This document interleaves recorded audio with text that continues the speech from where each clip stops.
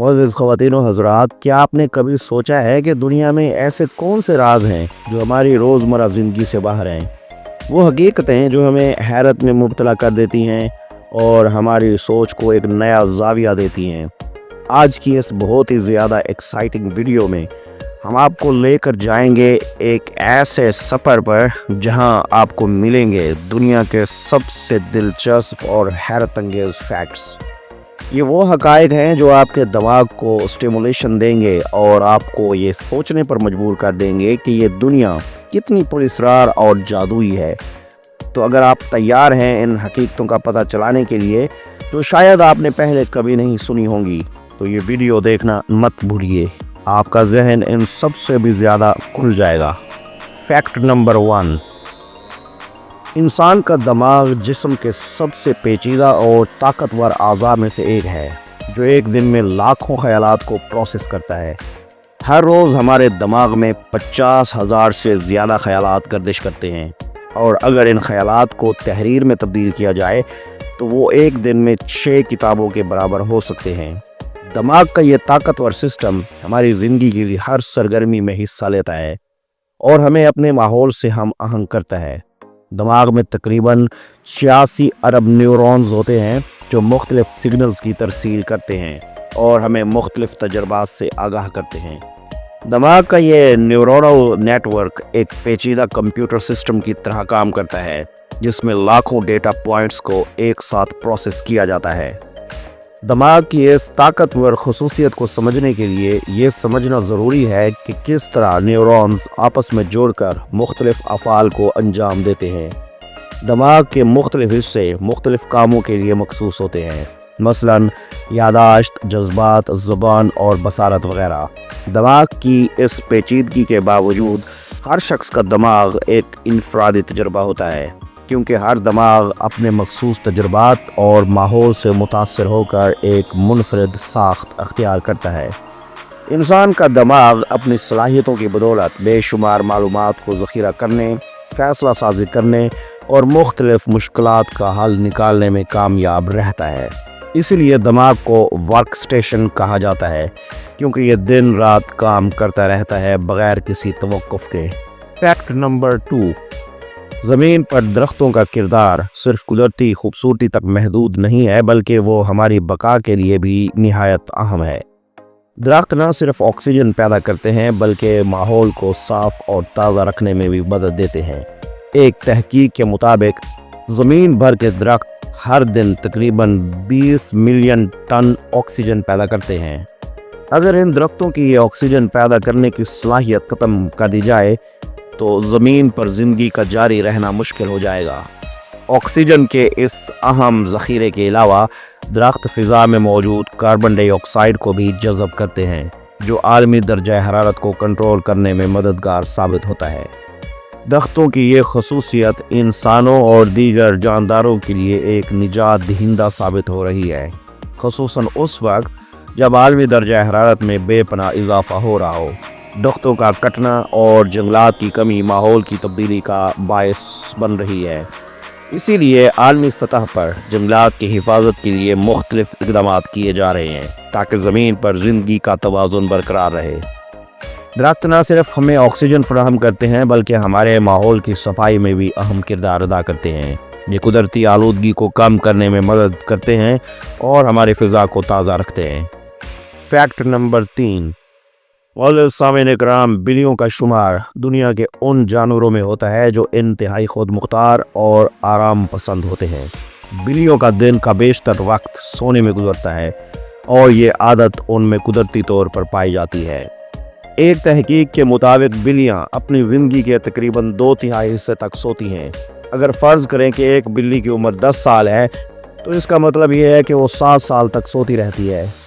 بلیوں کی یہ نیند کی عادت اس لیے ضروری ہوتی ہے تاکہ وہ اپنی توانائی کو دوبارہ بحال کر سکیں، کیونکہ ان کی نسل قدرتی طور پر شکار کرنے والی ہے اور انہیں فوراً جاگنے کی ضرورت ہوتی ہے۔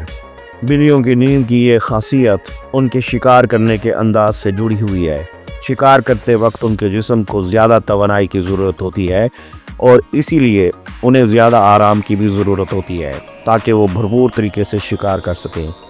بلیوں کا دماغ اور جسم ان کی نیند کے دوران مکمل طور پر سکون کی حالت میں آ جاتا ہے، جس سے انہیں اپنی توانائی دوبارہ بحال کرنے کا موقع ملتا ہے۔ ان کی یہ نیند کا طریقہ ان کی قدرتی فطرت سے جڑا ہوا ہے اور یہ ان کی بقا کے لیے ضروری ہے۔ Fact number 4۔ معزز سامعین کرام، یہ ایک حیران کن حقیقت ہے کہ پانی میں انسان زیادہ دیر تک زندہ رہ سکتا ہے، بشرطے کہ اسے سانس لینے کے لیے مناسب آلات فراہم کیے جائیں۔ ایک تحقیق میں یہ ثابت ہوا ہے کہ اگر کسی انسان کو پانی میں ڈوبتے ہوئے ان کے جسم کو بہترین حالات میں رکھا جائے تو وہ زمین پر کھڑے ہونے کے مقابلے میں زیادہ دیر تک زندہ رہ سکتا ہے۔ پانی میں انسان کے جسم کا درجہ حرارت بہت کم ہو جاتا ہے اور اس کے نتیجے میں جسم کی توانائی کی کھپت کم ہو جاتی ہے، جو کہ زندہ رہنے میں مددگار ثابت ہوتی ہے۔ اس کی ایک مثال سوویت یونین میں 1930 کی دہائی میں کی گئی تھی، جب ایک تجربے کے دوران ایک انسان کو پانی میں رکھا گیا اور وہ طویل عرصے تک زندہ رہا۔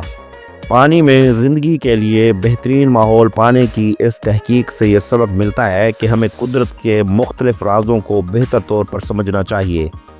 پانی کے اندر انسان کی بقا کے امکانات کا انحصار اس بات پر بھی ہوتا ہے کہ پانی کا درجہ حرارت کیا ہے اور انسان کو کتنی مدد فراہم کی جاتی ہے۔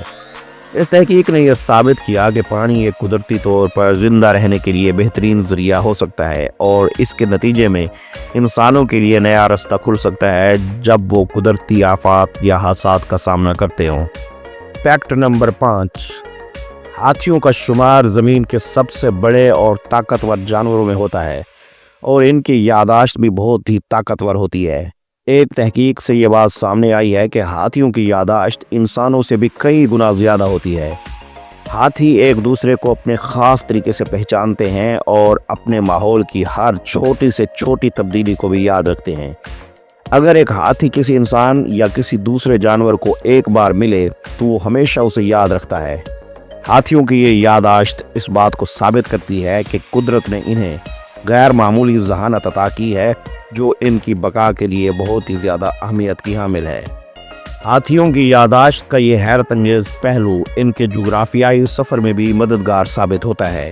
ہاتھی کئی سو میل کا سفر طے کرتے ہیں اور وہ اپنے راستوں اور پرانی جگہوں کو ہمیشہ یاد رکھتے ہیں۔ یہ ان کی قدرتی طور پر بقا کے لیے ضروری ہے کیونکہ ہاتھیوں کو اپنی رہائش گاہوں اور خوراک کی جگہوں کو پہچاننا ہوتا ہے۔ ان کی یادداشت کی مدد سے وہ خطرات سے بچنے کے لیے جلدی سے جلدی رد عمل ظاہر کرتے ہیں اور اپنی زندگی کے لیے محفوظ راستے منتخب کرتے ہیں۔ Fact number 6۔ چاند پر پانی کے موجود ہونے کا خیال ہمیشہ معزز سامعین کرام ایک پراسرار اور گھمبیر موضوع رہا ہے۔ ماضی میں سائنسدانوں کا یہ ماننا تھا کہ چاند پر پانی نہیں ہے، لیکن حالیہ سائنسی تحقیق نے اس مفروضے کو غلط ثابت کر دیا۔ 2009 میں ناسا کی جانب سے ایک تحقیق کی گئی جس میں یہ ثابت ہوا کہ چاند کی سطح پر پانی موجود ہے، خاص طور پر اس کے قطبی علاقوں میں برف کی شکل میں۔ چاند کے قطبوں میں جہاں سورج کی روشنی بہت کم پہنچتی ہے وہاں یہ برف مسلسل جمع ہوتی رہتی ہے۔ یہ دریافت چاند کی تحقیق میں ایک نیا باب کھولتی ہے اور مستقبل میں چاند پر انسانوں کی رہائش کے امکانات کو مزید حقیقت بناتی ہے۔ یہ دریافت اس لیے بھی اہم ہے کہ پانی انسانوں کی بقا کے لیے ایک بنیادی جزو ہے اور اگر چاند پر پانی موجود ہے تو یہ اس بات کا اشارہ ہو سکتا ہے کہ چاند پر انسانی آبادی کے امکانات بڑھ سکتے ہیں۔ پانی کے ذخائر انسانوں کو چاند پر زندگی کے قیام کے لیے درکار وسائل فراہم کر سکتے ہیں، جیسا کہ پانی پینا کھانے کی پیداوار کے لیے ضروری ہے اور حتیٰ کہ توانائی پیدا کرنے کے لیے بھی پانی کا استعمال کیا جا سکتا ہے۔ اس کے علاوہ چاند پر پانی کی موجودگی سے یہ بات بھی واضح ہوتی ہے کہ چاند پر کوئی نہ کوئی ایسا قدرتی عمل جاری ہے جو وہاں کی سطح پر پانی کو برقرار رکھتا ہے، جو سائنسی تحقیق اور خلائی مشنوں کے لیے ایک نیا پہلو کھولتا ہے۔ چاند کی سطح پر پانی کی موجودگی کے حوالے سے مزید تحقیق کی جا رہی ہے اور اس دریافت سے خلائی تحقیق میں مزید انقلابی تبدیلیاں آئی ہیں۔ مستقبل میں جب انسان چاند پر مستقل طور پر آباد ہوگا تو پانی کی یہ موجودگی اس کے لیے ایک بڑی سہولت فراہم کرے گی اور ممکنہ طور پر چاند پر زندگی کے لیے درکار وسائل کو حاصل کرنے کے لیے نئے طریقے ایجاد ہوں گے۔ Fact number 7۔ معزز سامعین کرام، شہد کی مکھیاں دنیا کے ان اہم ترین جانداروں میں سے ہیں جنہیں قدرتی نظام میں بے شمار اہمیت حاصل ہے۔ یہ مکھیاں نہ صرف شہد پیدا کرتی ہیں بلکہ ماحول کی صفائی اور فصلوں کی پیداوار میں بھی اہم کردار ادا کرتی ہیں۔ ان کا سب سے اہم کام پولینیشن ہے، جو پھولوں کے لیے ضروری عمل ہے تاکہ وہ بیج پیدا کر سکیں۔ شہد کی مکھیاں جب ایک پھول سے دوسرے پھول تک جاتی ہیں تو وہ پودوں کے پولن کو منتقل کرتی ہیں، جس سے فصلوں اور درختوں کی پیداوار بڑھتی ہے۔ شہد کی مکھیاں اس طرح ماحول کی صفائی میں بھی مدد دیتی ہیں۔ یہ مکھیاں گلوں، پتیوں اور دیگر نباتات سے غیر ضروری اور مضر مادوں کو صاف کرتی ہیں، جس سے ہمارے ماحول کی کیفیت میں بہتری آتی ہے۔ اگر شہد کی مکھیاں ختم ہو جائیں تو یہ ماحول میں عدم توازن پیدا کر دے گا اور دنیا بھر میں خوراک کی پیداوار میں کمی آ سکتی ہے۔ اس لیے ان کی موجودگی اور حفاظت انتہائی ضروری ہے۔ اگرچہ انسان شہد کی مکھیاں پالنے کی صنعت سے فائدہ اٹھاتا ہے، لیکن اس کی حقیقی اہمیت ان کی قدرتی ماحول میں موجودگی اور ان کے ذریعے کی جانے والی پولینیشن کی وجہ سے ہے۔ شہد کی مکھیاں نہ صرف ہمارے لیے شہد فراہم کرتی ہیں بلکہ ان کے ذریعے انسانی زندگی کو مزید بہتر بنانے کے لیے قدرتی وسائل کی حفاظت بھی کی جاتی ہے۔ ان کا کردار ایک چھوٹے سے مگر اہم حصے کے طور پر دنیا کے ماحولیاتی نظام میں ہے۔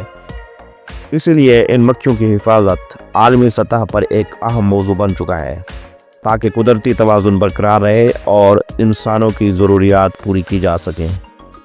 فیکٹ نمبر 8، یہ ایک عجب حقیقت ہے کہ انسان کا جسم ہر دن ایک خاص مقدار میں وزن کم کرتا ہے۔ انسان کے جسم میں روزانہ لاکھوں خلیات کی موت واقع ہوتی ہے اور وہ نئے خلیات کی پیدائش کے عمل میں ہوتے ہیں۔ ان مرنے والے خلیات میں سے زیادہ تر خلیات وزن میں کمی کا باعث بنتے ہیں۔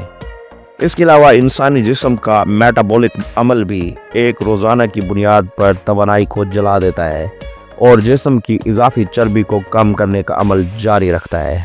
انسان کا جسم اس طرح کام کرتا ہے کہ ہر دن کچھ حصہ اس کے جسم سے باہر نکال دیا جاتا ہے، چاہے وہ سانس لینے کے دوران کاربن ڈائی آکسائیڈ کے ذریعے ہو یا پھر پسینے کے ذریعے۔ روزانہ کے اس عمل کی وجہ سے جسم کا وزن کم ہوتا رہتا ہے اور توانائی کی سطح برقرار رہتی ہے۔ اگرچہ یہ عمل بہت معمولی نظر آتا ہے، لیکن اس کا اثر زندگی بھر جاری رہتا ہے اور ہر انسان کے جسم کی ساخت پر اثر ڈالتا ہے۔ اس حقیقت کا ایک اور پہلو یہ ہے کہ انسان کا یہ قدرتی عمل جسمانی صفائی کے لیے ضروری ہے۔ جتنا زیادہ آپ جسمانی طور پر متحرک رہیں گے، اتنا ہی زیادہ آپ کا جسم ان خلیات کو جلا کر توانائی حاصل کرے گا اور آپ کا جسم زیادہ سے زیادہ صحت مند رہے گا۔ اس لیے روزانہ جسم کی صفائی اور متوازن خوراک کا استعمال جسمانی وزن کو مناسب رکھنے میں مددگار ثابت ہوتا ہے۔ فیکٹ نمبر 9، معزز سامعین کرام، ہنسی ایک عالمی زبان ہے جو ہر انسان کی زندگی کا حصہ ہے۔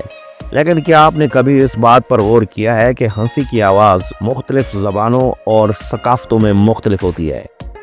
انگریزی زبان میں ہنسی کو ہا ہا ہا کے طور پر ظاہر کیا جاتا ہے، جبکہ جاپانی زبان میں اسے ہو ہو یا ہا ہا کہا جاتا ہے۔ اسی طرح مختلف ثقافتوں میں ہنسی کی آواز کی نوعیت اور اظہار کے طریقے مختلف ہوتے ہیں، جو اس بات کی غمازی کرتے ہیں کہ زبانوں اور ثقافتوں میں کتنا تنوع ہوتا ہے۔ ہنسی کے مختلف اظہار کو زبانوں کی نفسیات سے جوڑ کر سمجھا جا سکتا ہے۔ مثال کے طور پر کچھ زبانوں میں ہنسی کے دوران آواز کو زیادہ زور سے نکالنا پسند کیا جاتا ہے، جبکہ دوسری زبانوں میں ہنسی نرم اور چپ چاپ ہوتی ہے۔ یہ فرق ہمارے معاشرتی رویوں، جذباتی اظہار اور ثقافتی پس منظر کو واضح کرتا ہے۔ ہنسی صرف خوشی کا اظہار نہیں ہے، بلکہ یہ ایک ثقافتی رابطے کی بھی علامت ہے جو مختلف زبانوں اور اقوام کے درمیان فرق کو مٹا دیتی ہے اور انسانوں کو ایک دوسرے سے جڑنے کا موقع فراہم کرتی ہے۔